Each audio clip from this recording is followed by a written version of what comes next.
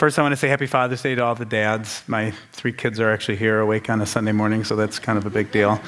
And I want to thank you for the opportunity to speak here today. When Leslie sent me the email, I think back in March, of course I jumped at it. I mean, this community is the type of community that I feel like I fit in with. I think my schedule where I work every other weekend and the fact that it's tough to keep progressives and liberals engaged on a Sunday morning, it seems, and I'm probably one of those people who worships the holy mattress sometimes when I should be elsewhere.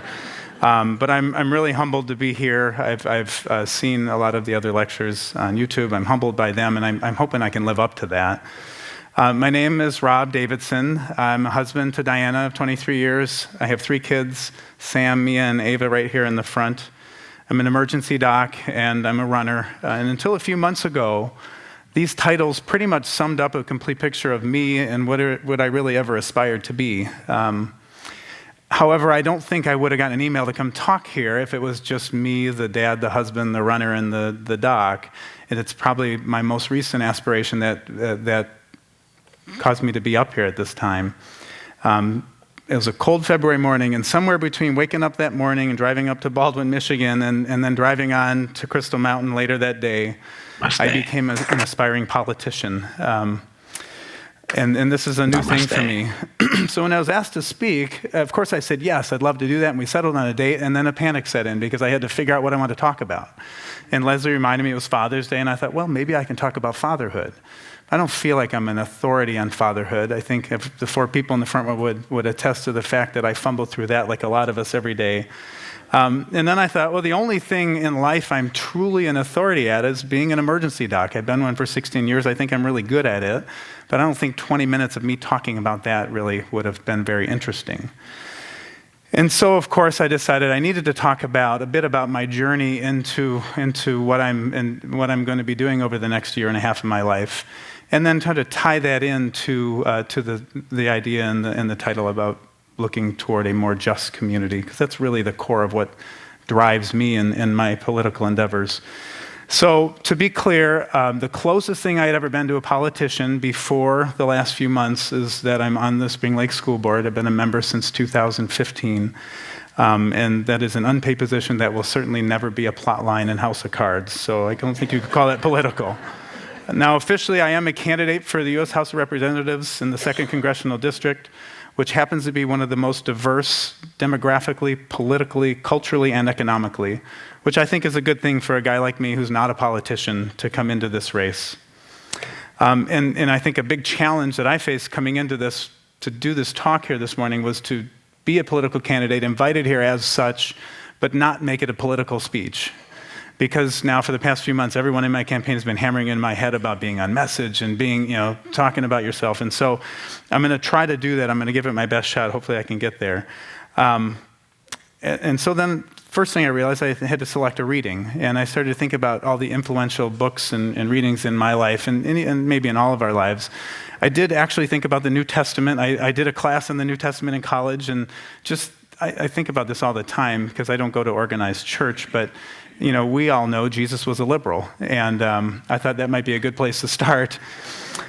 But certainly that's not something that I've looked at all that much over the years since that time in college. I started thinking about other books. A most recent book called Just Mercy by Brian Stevenson, where he is a gentleman who is trying for prison reform in the South and across the country, and tries to seek justice through that.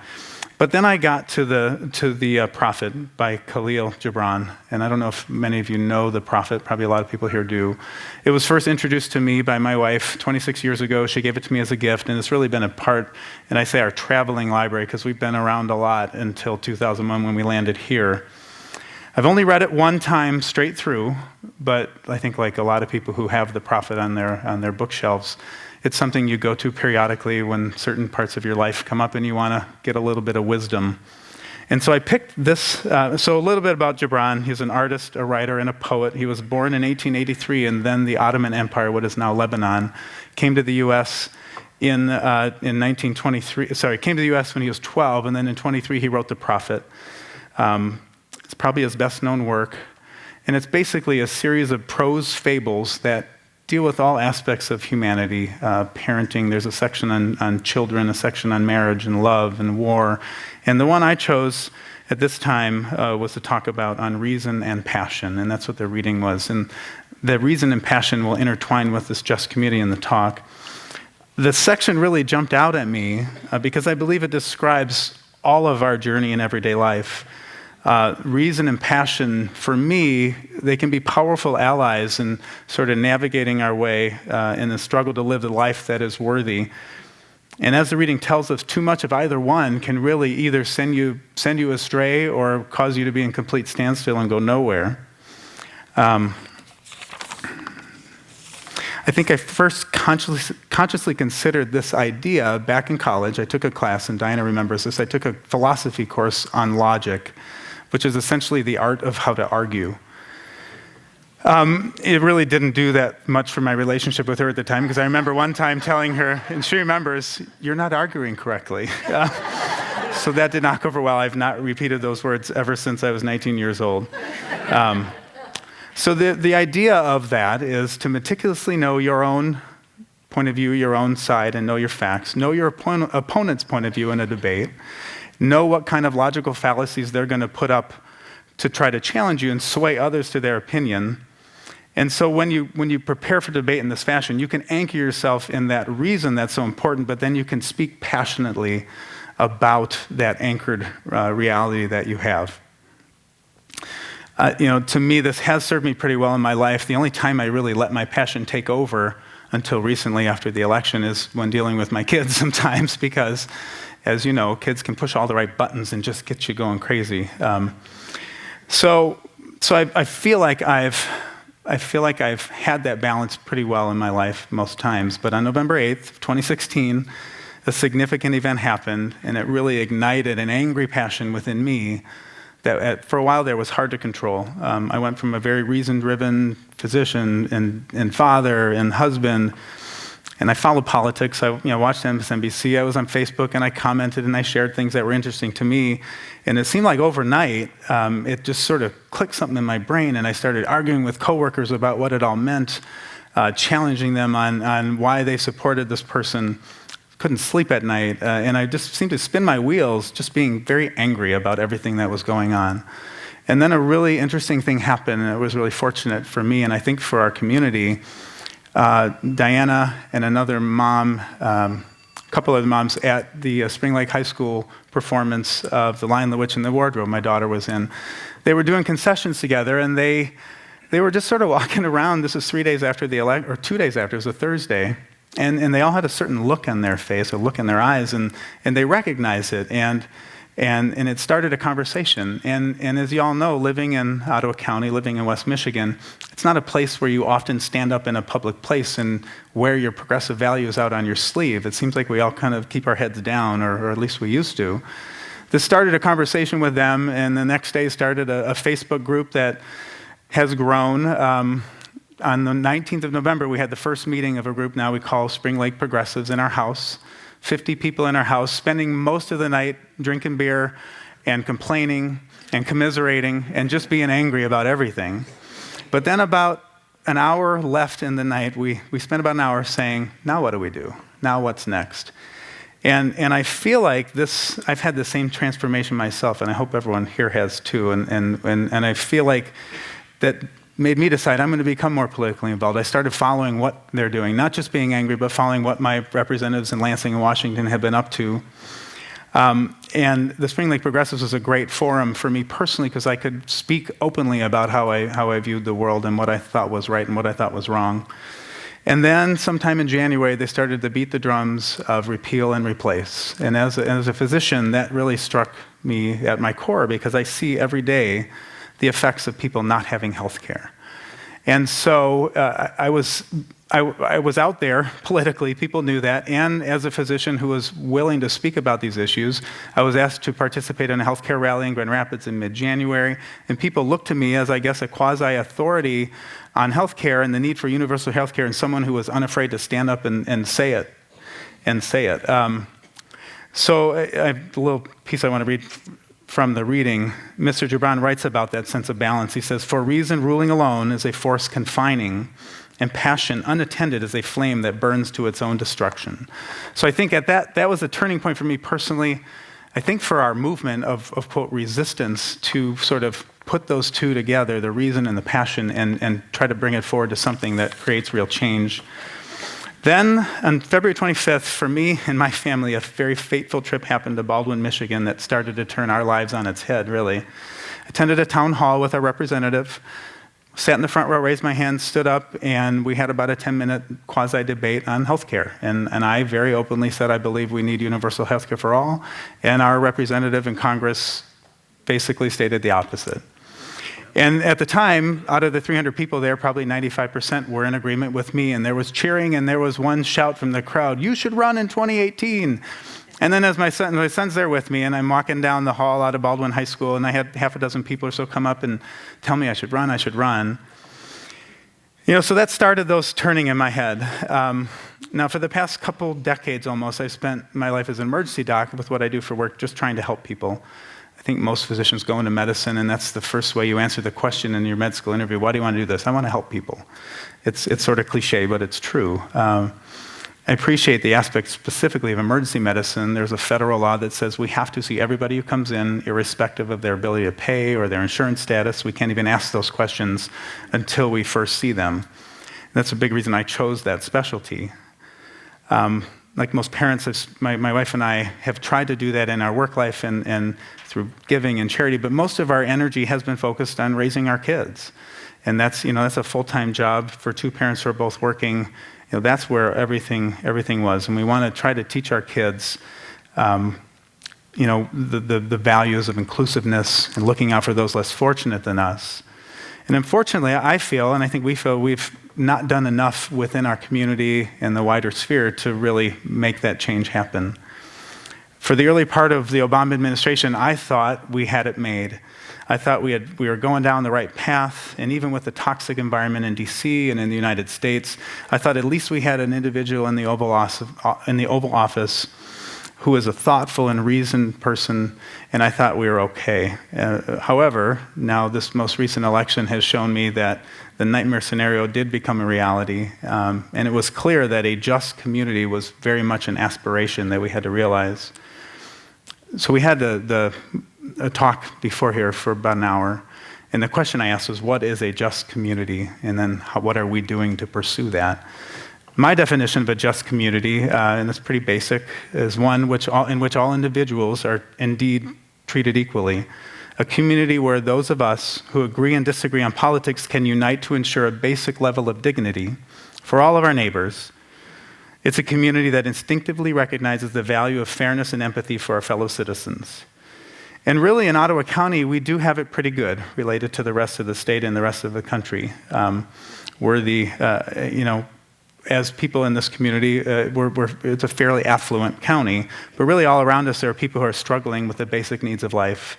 I like to quote this study often. It's called the ALICE study. It's called Asset Limited, let me get the numbers right, Income Constrained but Employed. Essentially a study of the working poor. It's a study done by United Way, started in New Jersey in 2009, spread to 15 different states, and Michigan just had a report published this year. And it basically tells us what it takes for people just to raise their family and to live a basic life with basic needs. And then we can tell what percent of our population is not achieving that. And even here in affluent Ottawa County, 8% of people live under a poverty line, 28% are under that ALICE threshold. So more than a third of our neighbors are living under that threshold where they can meet their basic needs of healthcare, of education, of transportation, paying their taxes, paying for their housing, let alone things like vacations or saving for their kids' college. And in here, Ottawa County, one of the wealthiest, most educated, and healthiest counties in Michigan, 20% of our children are hungry from this study. 1 out of 5 kids in Ottawa County don't get 3 square meals, or they go to bed hungry, or they're facing food insecurity on a daily basis. So when you think about that, that's pretty striking to me that I didn't realize that living in my little bubble of Spring Lake in Ottawa County. I would argue that every single person in this room would want to change that if they could, if it was in their ability to change that on a grand scale. I mean, we all give. I give to organizations that help with feeding families, volunteer in my kids' school, and we've donated our time on service trips for healthcare, and everyone in this room has done these things. I'm sure many of you have done much more than I have and continue to do much more than I do. However, I do feel my ability to impact people's lives in a significant way on a grand scale really has been limited. So back to that day in Baldwin, and this is a true story, and it sounds like it's kitschy and made up, but it isn't. I had a 1-hour drive with Sam to our destination. We were going up north, and I started thinking about possibly running for office, and I turned to Sam and I said, "What do you think, Sam? You think I should run for office?" And the first question he had was, "Who's going to vote for you?" So, and it's funny, but it's really a legitimate question. So who, in fact, would vote for me? You have to wonder, is that a person who supports the notion that every man, woman, and child should have quality, affordable, and comprehensive health care? Is that someone who agrees with the concept of investing in education so that every kid, not just children of the wealthy, gets a quality education? Would that person be someone who wants clean lakes and air so they can enjoy it today and their children and their children's children can enjoy that in the future for generations to come, and we don't have a fear that corporate polluters would hijack our duty to exercise responsible stewardship of our natural resources? Would this be someone who believes in reducing income inequality, shrinking the abyss between the haves and the have-nots? And that's just not haves and have-nots related to wealth. It's really about who has power and who doesn't have power. So over the next hour of our drive, I was able to convince Sam that, in fact, it wasn't such a ridiculous idea. And over the next 3-4 weeks, talking with Diana, specifically the rest of my family, my in-laws, who are going to be integral to carpooling and driving, decided that this was something I definitely wanted to do. I'm really never a guy who laid in bed awake at night wondering what it would be like to be in Congress or to serve in government. I thought maybe someday I could run. I never thought it would be living in West Michigan. I didn't think a progressive could ever be elected here. But then November 8th happened, and the events of the early part of this administration happened, and it made me feel like I had to do something. The actions of this administration and Congress with respect to immigration, the environment, consumer protections, and of course healthcare have really stirred up this anger and despair among the most vulnerable out there. Even those of us who I assume most people here, I guess, would have healthcare security and some degree of financial security, we stand to lose from the effects of global climate change and the attack on the environment. And we really need to stand with those others in our community who are most at risk. I'm not alone. I know everyone here, most people here have done something, signed petitions, called the representatives, maybe picked up a sign and gone to a rally. But as my message and my style of getting out that message has sparked an interest in a number of people, I've had people come up to me and say, "You should run, I think you could win." I've really embraced this endeavor that I'm going on. Right now, we're just focused on the nuts and bolts of running this campaign. Of course, my wife has offered to support only if I agree to be myself. Neither of us can stand when politicians sound like politicians, frankly. And I was lucky enough to go to an event called the People's Summit, a group of progressives in Chicago last weekend, and I got to hear Bernie Sanders speak last Saturday. And his advice was that you should never hire consultants, and you should always just speak from the gut. And I think those of us who ever heard him speak, I guess Trump does that too, but Bernie does it in a good way. So speak from the gut, because I think that's when you get people's actual truth. What's that? Oh, it's lower GI, yeah. A little lower down than the gut is where Trump is speaking from. But there are those times, those quiet moments, usually it's on my 45-minute commute to and from work, that I do allow myself to imagine what someone could really do if they were serving in Congress. A lot of people say that Washington is broken and government is broken, and I don't believe this at all. I think what's broken are the promises people make when they go there, that they're going to serve their constituents, and they don't. They end up serving their donors or a different class that isn't the rest of us. I think the commitment of these people to serve the people that they represent is really what's been broken. And so in these quiet moments, I dream about leading the charge for truly universal health care. I imagine 20-somethings getting out of college without a mountain of debt. And I imagine people who can receive training in the skilled trades so they can be part of an expert workforce to help rebuild our infrastructure that we really need. I do have a hope for a society that ensures an income for all of us citizens so that individuals can spend their lives doing what they love to do and doing what they're good at, but also knowing that they can have an income that affords them a basic dignified living. So in my personal quest for a just community, I plan to continue to talk about the issues that matter to me and that I believe matter to most people. And I think it's really important for me to speak wherever I can. And coming to C3 is a great thing, and I've spoken in front of groups, progressive groups, but I also think that we all, and I do, need to get out to groups who wouldn't necessarily agree with me on first glance. Because I think if we go to these people and present them with this message of fairness and dignity and some level of basic protection for yourself from healthcare crises, a level of education training, I think people do agree with those things if we bring it to them that way.